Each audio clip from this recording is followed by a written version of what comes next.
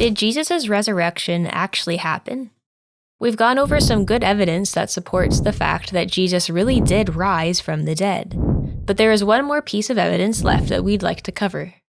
In the year 54 AD, the Apostle Paul wrote to the Christians in Corinth, Greece, to remind them of the gospel he'd taught them. For what I received, I passed on to you as of first importance, that Christ died for our sins according to the Scriptures, that he was buried, that he was raised on the third day according to the Scriptures. We've already covered that Paul believed that Jesus rose from the dead in a previous video, but there's more evidence in these verses than meets the eye. Scholars recognize the rabbinic terms received and passed on, along with the formula of Jesus' death, burial, and resurrection, as a formal creed. In using it, Paul is revealing that these words he'd taught the Corinthians didn't come from him. He'd learned them from Jesus' disciples. But when would he have received this creed that he then passed on?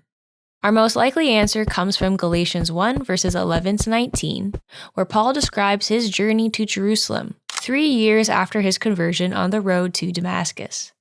There, he met with Peter and James, the brother of Jesus, for 15 days. This is likely where he learned this creed.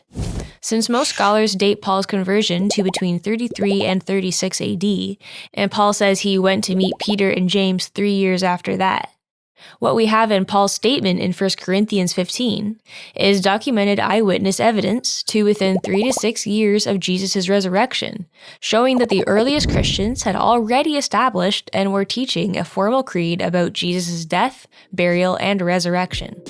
This counts as good historical evidence that Jesus' earliest followers were proclaiming Jesus' resurrection from the very beginning. This, along with the other evidence we've touched on in this series, gives us good reason to believe that Jesus really did rise from the dead.